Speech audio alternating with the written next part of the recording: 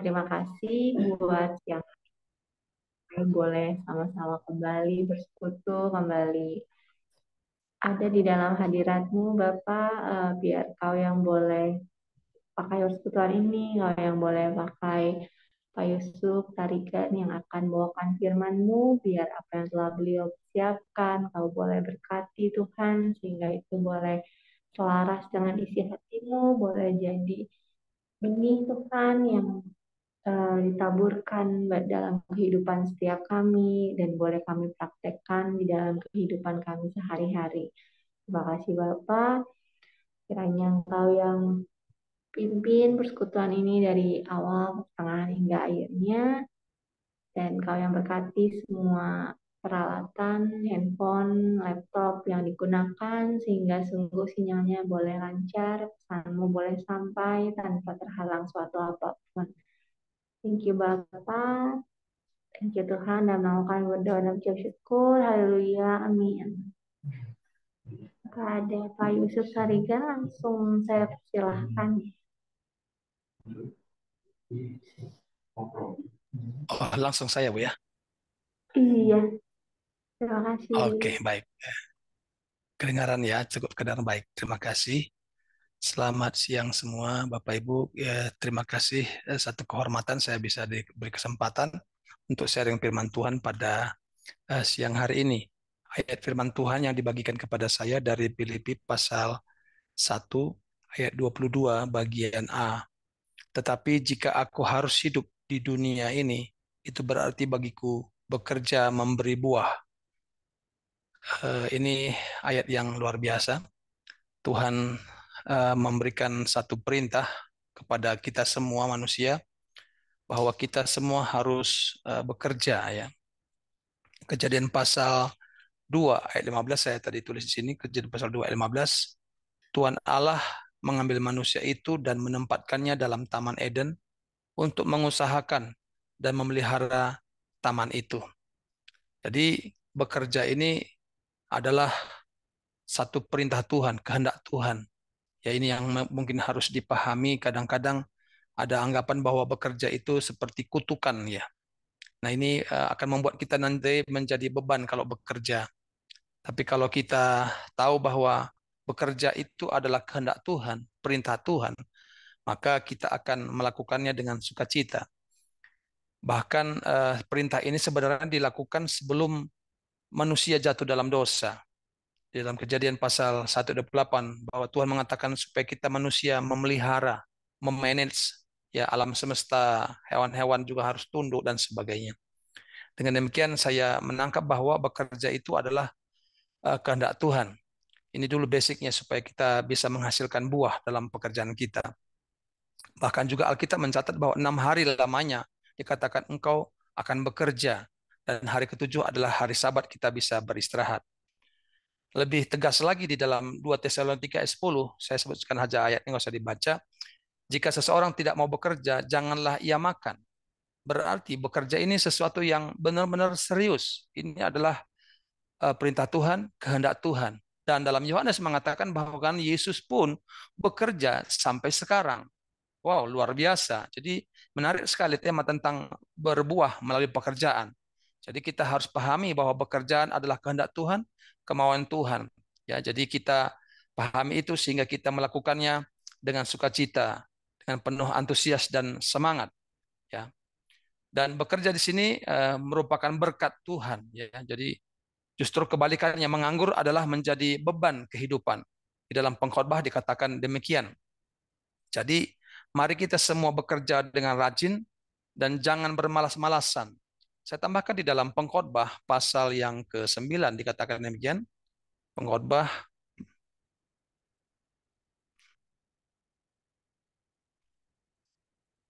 Pengkhotbah pasal 9, sebentar. Ayat yang ke-10, segala sesuatu yang dijumpai tanganmu untuk dikerjakan, kerjakanlah itu sekuat tenaga. Jadi saya mencatat di sini bahwa bekerja itu bukan hanya sekedar bekerja, apalagi bermalas-malasan. Dalam Amsal 6 ayat 6 mengatakan belajarlah kepada semut. Amsal 12 ayat yang ke-27. Ya, saya sengaja beberapa kutip ayat ini supaya kita punya basic firman Tuhan yang kuat. Amsal 12 ayat 27 berkata demikian. Orang malas tidak akan menangkap buruannya, tetapi orang rajin akan memperoleh harta yang berharga. Dengan demikian kita bisa mendapatkan kesimpulan bahwa bekerja itu adalah kemauan Tuhan, kehendak Tuhan sudah diperintahkan sebelum manusia berdosa. Jadi gugur istilah atau perkataan atau pernyataan bahwa bekerja itu sebagai kutukan. Bukan. Karena Yesus pun bekerja sampai sekarang. Saya menyimpulkan dengan 4 huruf ya, atau 4 W saya istilahnya ya. Eh, jadi W pertama namanya work hard, ya kerja keras. Menurut saya banyak orang bekerja, tetapi eh, kehidupan kerjaan tidak akan menjadi kesaksian kalau bekerjanya biasa-biasa saja atau rata-rata. Saya menemukan orang-orang yang diberkati Tuhan, orang-orang yang berhasil, mereka adalah orang-orang yang bekerja keras, work hard. Ya. Banyak orang bekerja, tetapi kadang-kadang asal-asal saja. Tentu memang hasil, tetapi tidak maksimal. Jadi saudara-saudara semua yang dikasih Tuhan dalam pekerjaan apapun, ya walaupun saya sebagai full timer di gereja, pun juga saya harus bekerja keras. Bukan saya mengkhotbahkan, tapi saya menghidupinya. Saya pagi-pagi jam 4 sudah bangun. Setengah 5 saya sudah persiapkan doa. Jadi saya membangun menara doa 6 kali sehari. Jadi jam 5, setengah 5 sudah siapkan, sudah banyak orang bergabung dari seluruh kota, bahkan dari berbagai negara. Lalu jam 10 saya sudah siapkan lagi doa tadi. Nah sekarang jam 12 juga ini sedang berjalan juga. Saya sedang adakan Zoom, tapi saya close kamera sampai jam 1. Jam 4 saya lakukan lagi sampai jam 5. Dan jam 7 sampai jam 8, dan jam 9 sampai jam 10. Ada 6 kali sehari. Dan tentu bukan hanya itu tugas pekerjaan saya. Saya harus mengkonseling orang, saya mengunjungi orang, saya juga melayani perusahaan dan sebagainya. Jadi bisa dikatakan saya bekerja bukan hanya sekedar bekerja, tetapi bekerja keras. Jadi work hard itu adalah ciri orang yang memberikan buah. Yang kedua adalah W kedua adalah work smart ya. Saya percaya kita kalau kerja keras saja maka kita akan ketinggalan. Kita akan uh, kita tentu bersaing dengan dunia sekeliling kita. Jadi saya berharap kita bisa melakukan pekerjaan apapun yang dipercayakan, bukan saja kerja keras tapi mulai berhikmat. Dan hikmat tentunya bukan dari bangku sekolah, SD, SMP, SMA, universitas, tetapi hikmat adalah takut akan Tuhan. Amsal mengatakan demikian, orang yang takut Tuhan, maka dikaruniakan Tuhan hikmat. Biarlah dalam pekerjaan kita ada hikmat Tuhan yang Tuhan karuniakan, sehingga hikmat itulah yang membuat berbeda dengan orang-orang lain. Mana kita boleh menjadi buah yang menjadi kesaksian bagi sekitar kita. Jadi pertama tadi work hard, kerja keras. Yang kedua work smart, mulai minta hikmat Tuhan. Dan yang ketiga adalah work with heart. Jadi saya pernah memimpin sebuah perusahaan radio Lydia namanya, hampir 6 tahun. Nah saya melihat itu karyawan-karyawan waktu itu, saya udah akhir 10 tahun yang lalu saya nggak kerja lagi di situ. Nah itu karyawan yang menyiar itu pagi-pagi sudah datang. Saya bilang, Pak, Ibu, gaji Ibu kan cuma sedikit.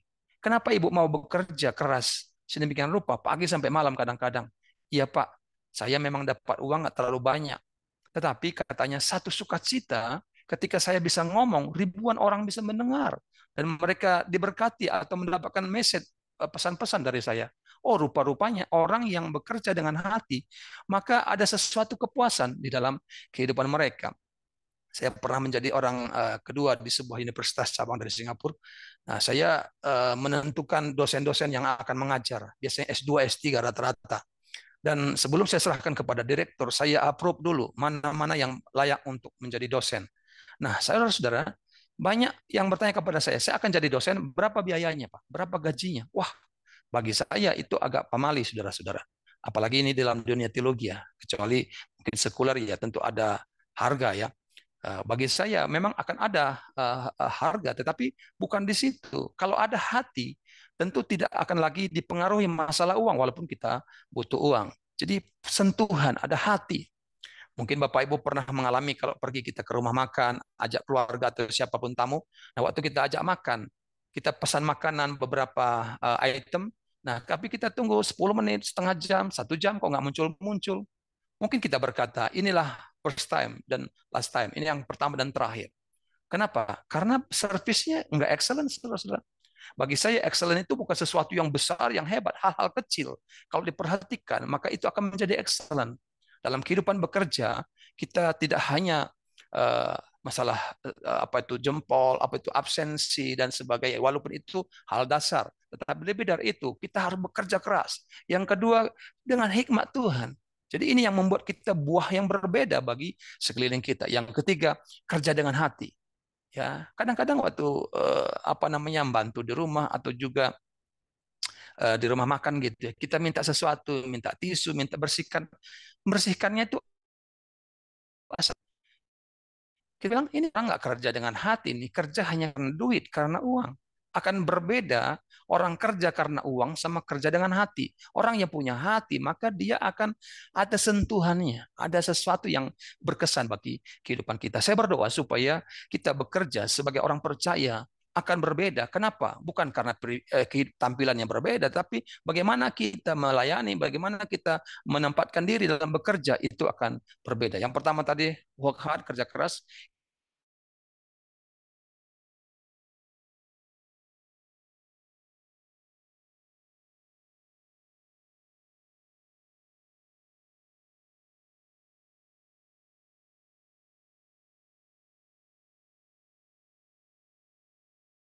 Meaningless, sia-sia. Oleh sebab itu, saya sebelum melakukan apapun pagi hari, saya berdoa kepada Tuhan. Sebelum saya melayani, menjamu orang-orang yang berdoa bersama dengan saya berdoa dulu, Tuhan, pertemukan saya dengan orang-orang yang tepat, dijauhkan saya dengan orang-orang yang tidak tepat. Saya sebagai seorang konselor, saya juga sebagai seorang pendeta, saya juga sebagai guru. Saya selalu menyampaikan hal ini kepada Tuhan. Tuhan, kirimlah orang-orang yang tepat bagi saya pada hari ini. Khususnya juga hari ini dengan rajin, jangan bermalas-malasan. Ya. Jadi saudara-saudara, jadi kerja keras, kerja dengan hikmat, kerja dengan hati, dan melibatkan Tuhan.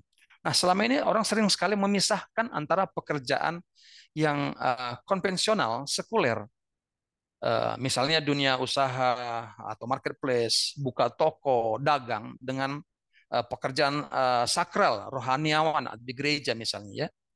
Jadi saudara-saudara dianggap kalau apa namanya pekerja di gereja atau berdoa itu lebih rohani daripada orang ngitung uang di toko atau di bank.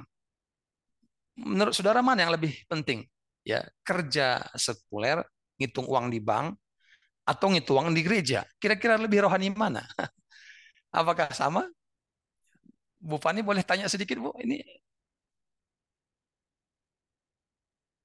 supaya saya jangan sendiri. Kira-kira mana, Bu Fani? Boleh tolong saya?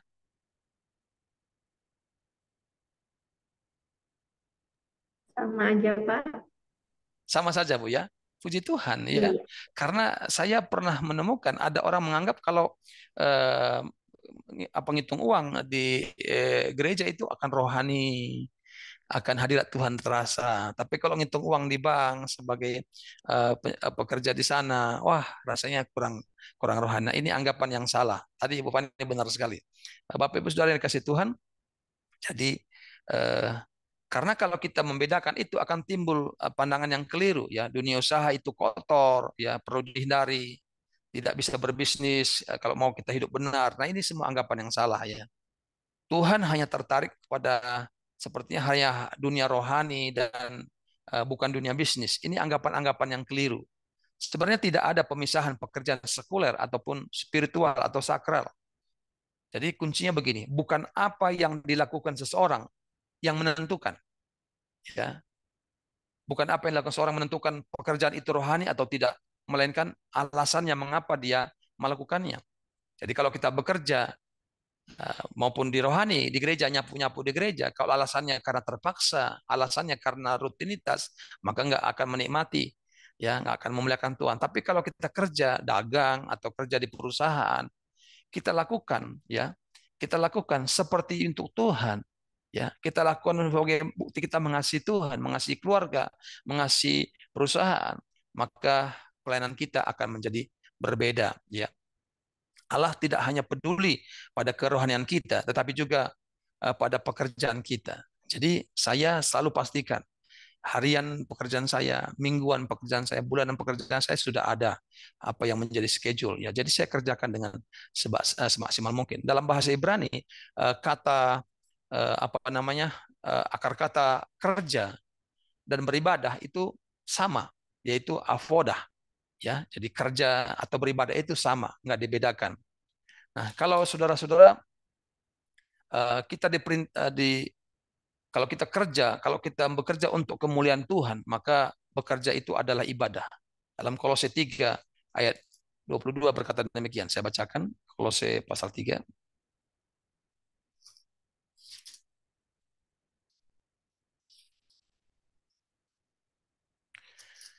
Kolose 3 ayat 23, apapun juga yang kamu perbuat, perbuatlah dengan segenap hatimu seperti untuk Tuhan dan bukan untuk manusia. Mari kita melakukan pekerjaan kita, ya betul-betul kita lakukan seperti beribadah.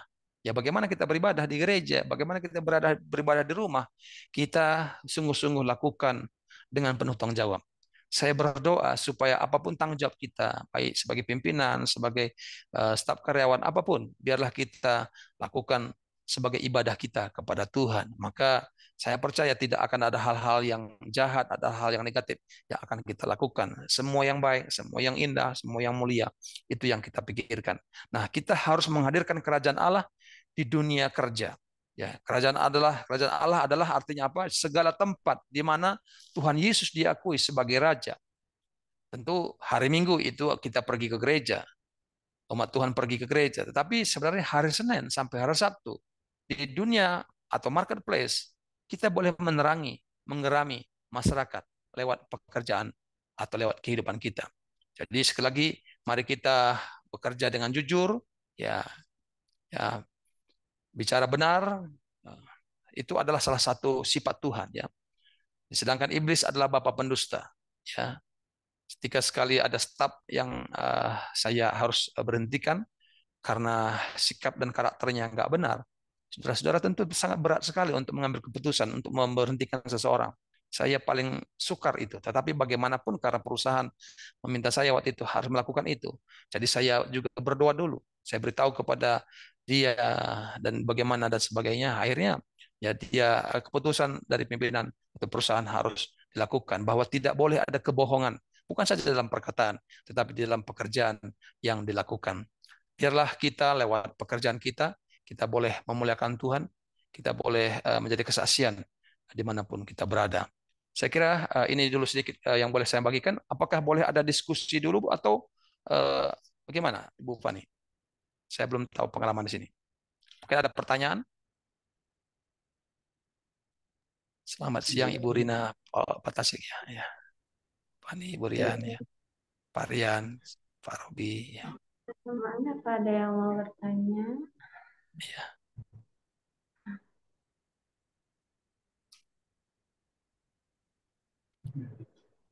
Hmm. Tidak ada sepertinya Pak. Oh, tidak ada. Tapi bahan saya sudah Iya. dikirim tadi belum ya? Bahan saya sudah sampai belum ya? Bu Fani, bahan PPT saya sudah sampai? Bahannya ada sudah di-share di grup ya. Oh iya, ya. Jadi saya memang Tadi. tidak bahas detail karena saya esensinya adalah itu bahwa eh, ber, eh, berbuah melalui pekerjaan. Saya harap memahami dulu why atau mengapa kita harus bekerja. Kerja di sini bukan hanya karena tuntutan keluarga, karena apa hubungan dengan manusia, tetapi memang ini adalah firman Tuhan dari Tuhan sendiri. Sehingga saya bersuka cita sekali kalau bekerja gitu ya. Ya, jadi kenapa saya beri kesempatan untuk sharing? Mungkin ada pertanyaan atau pengalaman bagaimana dalam bekerja gitu. Ini semua kepala direksi atau pimpinan gimana ini? Maaf sekali saya pertama sekali. Terima kasih ini. Ya, Pak Susinto yang mengundang saya juga nggak ada ya? Nggak gabung ya, Bu? Ada. Oh, oke. Oh, di belakang ya Pak Rian ya. Oke. Ya, terima kasih Pak Susinto. Ya, minta maaf. Jadi bahan PPT-nya silakan dibaca saja. Di situ ada tambahan-tambahan yang saya sampaikan adalah bagaimana kita memenuhi kebutuhan rumah tangga, orang lain dan sebagainya itu ada di situ ya. Saya tidak bahas lagi. Saya hanya bahas esensinya sehingga dalam bekerja itu ada apa semangat yang luar biasa ya untuk melakukan sesuatu. Ya, salah satu yang saya diberi Tuhan adalah ini, di mana masa pandemi, semua kegiatan saya terputus. Saya itu bisa dikatakan hari Senin sampai Sabtu itu penuh sekali, bahkan hari Minggu juga. Hari Minggu hari ibadah bisa berapa kali ibadah. Jadi sebelum saya pandemi itu kalau ada yang sakit saya pergi, baik itu rumah sakit maupun di rumah. Kalau ada orang melahirkan saya kunjungi. Kalau ada yang menikah saya bimbing, saya juga memberkati. Ada yang meninggal dan sebagainya, saya lakukan semua betul-betul padat. Tetapi setelah pandemi betul-betul saya kehilangan, nggak ada lagi yang mau dikerjakan sepertinya. Tetapi terbalik, justru saya menemukan setelah pandemi malah lebih banyak lagi karena saya harus sharing siaran lewat Instagram live ya, baik sore khususnya awalnya, sekarang 6 kali sehari ya, dan belum lagi ada meninggal. Waktu itu saya tidak diizinkan oleh pimpinan saya untuk saya pergi, jadi saya via Zoom untuk melayani orang yang meninggal waktu pandemi ya. Dan banyak sekali kegiatan. Jadi saya merasa itu bukan sebagai beban, tetapi sebagai sukacita karena Tuhan yang memerintahkan. Kira-kira begitu ya Bapak Ibu ya. Jadi minta maaf saya bukan sekedar khotbah, tapi ini memang pengalaman saya. Saya ditanya tentang bekerja itu satu sukacita bagi saya. Bahkan ya saya lebih menjadi contoh bagi istri dan anak saya. Saya tunjukkan bahwa saya memang betul-betul mengasihi Tuhan, bukan hanya lip service kata-kata, tapi pekerjaan yang saya dipercayakan saya kerjakan dengan maksimal mungkin. Kalau pimpinan minta 5, ya saya harus kasih 10, kira-kira begitu. Kalau excellent gitu ya, harus lebih baik. Kira-kira begitu Bapak Ibu ya. Juga Bapak Ibu semua di dalam perusahaan apapun yang dipercayakan, biarlah kita lakukan yang terbaik untuk Tuhan. Tentu dimulai dengan doa, baca firman tiap pagi ya. Saya sekali lagi lebih banyak sharing live ya, sharing kehidupan, bagaimana bekerja. Jadi saya bisa hitung kalau saya nggak masuk ya kerja itu pas kalau saya di rumah sakit aja, yang lain memang saya tetap bekerja ya. Apalagi sekarang kerja saya banyakkan lewat Zoom ya. Saya kerjakan semua dari rumah, dari perjalanan saya keluar pulau juga. Saya sebenarnya seperti kemarin hari libur kata orang, saya 6 kali sehari tetap masih siaran juga, nggak akan berhenti. Jadi bagi saudara, bagi bapak ibu saudara, pekerjaan itu sebagai bahasa kasih saya. Melayani itu sebagai bahasa kasih saya. Ya, kiranya bapak ibu saudara terberkati lewat sharing yang singkat ini. Tuhan memberkati. Shalom. Saya serahkan kembali kepada Bu Pani atau langsung saya berdoa ya. Langsung ke Bapak untuk berdoa ya. Langsung. Oh, saya berdoa ya. Baik, ya. Sekali lagi terima kasih buat Bapak Ibu yang berkenan memberikan saya kesempatan untuk memimpin atau sharing pada siang hari ini. Baik, saya akan berdoa. Tuhan Yesus, terima kasih. Kami mengucap syukur, kami boleh beribadah walaupun via Zoom, walaupun tempat yang berbeda, tetapi hadirat Tuhan tidak dibatasi oleh tempat, ruang, dan waktu. Tuhan Allah yang Maha Kuasa, Allah yang dahsyat, Allah yang menciptakan jagat raya, menciptakan kami semua manusia. Engkau Allah yang perkasa, luar biasa. Biarlah rohmu itu terus bekerja, berkuasa atas hidup kami. Kami menjadi wise, kami menjadi bijak di dalam seluruh hidup kami, pekerjaan kami, bahkan di dalam rumah tangga dan pelayanan kami. Kesempatan ini hamba akan berdoa Tuhan, buat Bapak Jacob ya Tuhan, kau berkati hambamu ya Tuhan, pakai hambamu terus ya Tuhan, juga Bapak Yosef. Oh Tuhan, kasih-Mu melimpah. Bapak Daud, kami serahkan tangan-Mu Tuhan, Bapak Wangsa ya Tuhan, Bapak Buyung, Tuhan hamba-hambamu semua di dalam perusahaan ini berkati Tuhan. Pakai mereka menjadi alat-Mu ya Tuhan. Juga hamba berdoa ya Tuhan, buat Ibu Micu ya Tuhan, Bu Meichen. Oh terima kasih Tuhan. Pakai terus Tuhan. Bapak Robi, ya Ibu Fani, Bapak Rian, Tuhan Ibu Rina, Pak Tastik, Tuhan berkati. Bahkan semua yang sudah bergabung di tempat itu Tuhan.